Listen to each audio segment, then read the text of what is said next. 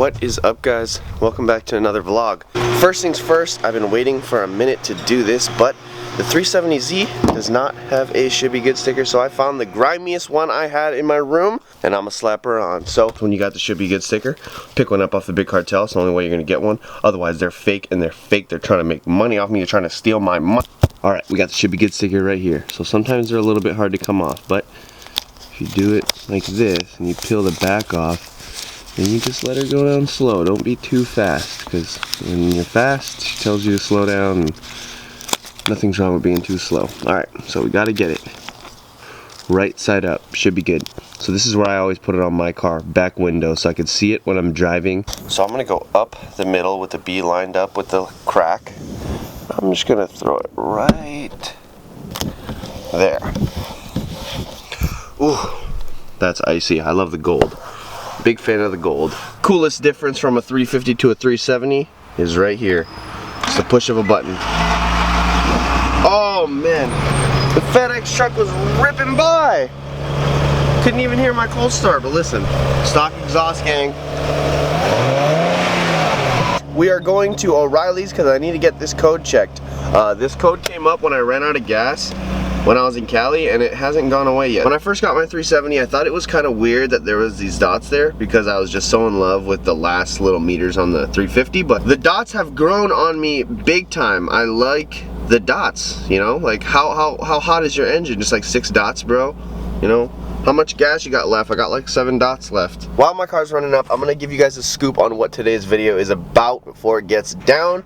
So today is me explaining everything about this 370Z. I really wanted to do a full walk around, everything that's wrong, show you guys how I got the cheapest 370Z in the world. And when I'm saying the cheapest 370Z in the world, I'm just messing around. Obviously this isn't the cheapest one in the world, but me and Magnus were down to fly far and wide. We even looked from bottom of Cali to Mexico to Michigan to all around over there. I was just looking everywhere for a good 6-speed 370Z with low miles. I mind you, of course, you can go on Craigslist and find another 370Z, but it won't be manual, and it will not have this low of miles, and it will not have all the maintenance records that this car has. So personally, IMO, honestly, and literally, I think I got the best bang for the buck 370Z in the world. Of course, you're gonna hear stories of how my grandpa sold me my 6-speed 370 with 1,000 miles for 500 bucks, but that doesn't matter, and I'm not talking about that. I'm talking about in the YouTube world and in the car, getting cars for cheap world. Of course, this car's a salvage title, but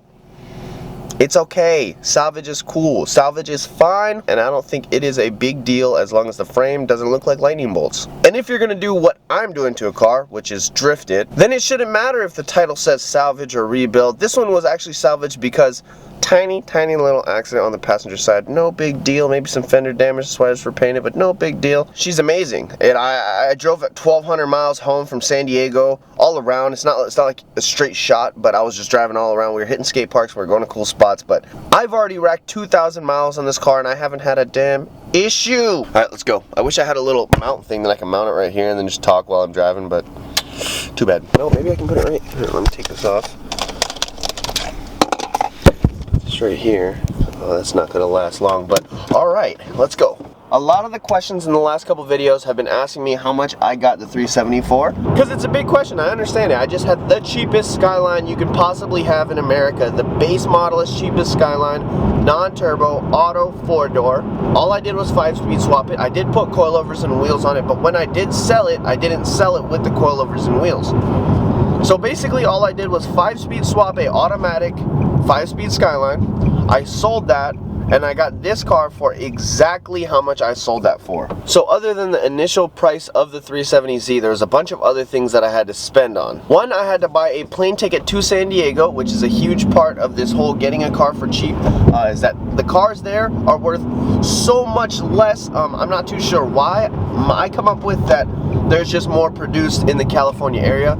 It's a more wanted car, so people sell them for cheaper because there's more around there. So I got my 2009 Nissan 370Z touring model with the 6-speed manual and the sport downshift, which means when you're driving around, You downshift, you don't have to rev match or anything. It does it for you for $7,000. So right here on the interior, this is the only problem with the interior. It has this little gouge on the dash. So I would have never ever noticed that tiny little spot, but when I texted him and I was asking him on the phone, what are the cons about this car, because he didn't have any in the ad, he said there's 2 cons. 1, there's a rip on the interior on the dash. 2, the outside has mismatch painted panels. So both those could mean anything. That could mean a hole in the dash. Like what I was thinking when he told me that was that there was an airbag deployed and then the airbag was hanging out and there's just a hole in the dash. And for the outside, I thought that there was, you know, mismatch, you know, like a completely different color. So this car has 70,000 miles and the guy who bought it before me bought it at 56,000 miles for $15,000, and I read this on the Carfax. But that's the thing about flying somewhere to buy a car. They can tell you anything. So when you do have contact with them, ask to FaceTime, ask for phone calls, really try to get, you know, everything out of them that they don't know. Thankfully that this guy that I bought the car from was more than happy to tell me every little thing wrong with this car. But some people aren't like that, and when you talk to someone and they're a little bit skeptical about showing you different things about starting the car, that's a no-go. And that was literally me about to buy this black one with 46,000 miles, but that was on the border of Mexico, and I did not want to fly out there, be on the border of Mexico with all this cash. I mind you that you do not have to take cash when you're flying on a plane. I did stupidly, but I found out that there's a lot easier ways to take that, like a US bank or Bank of America, a lot of other banks that are nationwide. You can just tell your bank that you're flying somewhere, you can pull out the money when you land there. Way safer than taking your money on a plane, taking it to the border of Mexico. So the car that was in St. Louis, that was on the border of Mexico, it was perfect. It was black, it had no body damage on the outside. Airbag was deployed. It was fixed with like a little dash mat, which is, I don't like too much. It had 46,000 miles, but the guy was super skeptical when I was asking him questions. So now that we are back at the house, I can show you guys some of the outside flaws, which are kind of the biggest reason why I got this car for such a good deal. So first things first, he told me about this, but the bumper brackets, he told me the brackets were broken, but actually the bumper was broken. So I'm gonna need a new bumper because of this. As you can see, it's completely ripped apart. All the mounting points are gone, so I had to MacGyver some zip ties in there, but it's fine because I'm not gonna get it repainted. I'm actually gonna just wrap this car a whole new color. So comment down below if you guys support the wrap. And guess what kind of colors I'm going. Maybe tell me some colors because I don't really know what I'm going yet. If we come along to this side, you can see that this fender was repainted. I showed this in the video of my last one, but just in case people haven't seen it, here is the fender. This has been repainted. You can barely tell, but in the full sunlight you can definitely tell. But come along here, there are some Bondo right here on the panel. So yeah, this front end was definitely crashed, but there was no frame damage. I've been underneath it. When I did my oil change, I went completely underneath it, looked for rust, nothing. So besides the paint being a different color and the bumper being cracked, every one of the wheels have some curbing on them. So these wheels are worth a lot, upwards of $1,000. When they have a lot of curbage like this, no go. So these aren't going to be worth that much, but I'm going to be able to use them as spares. So come along to the rear. The rear is actually the best part of the car. Still has California plates on it, but one thing is that this emblem was messed with. I actually completely took it off because it was just really ugly placed there. You can see that there's some glue right here, but I think that'll be able to get buffed out with an eraser wheel. There can be a lot of problems with these salvage title cars. You could drive off after you buy it and then have the engine fall out like me. You can have the alternator go bad like my old one. So mismatching panels and a broken bumper, I would say, is an easy way out. Generally don't want to buy a car this nice from a younger kid. My last one, I did a huge mistake. I bought it from a younger kid, probably the same age as me, and it was completely messed up.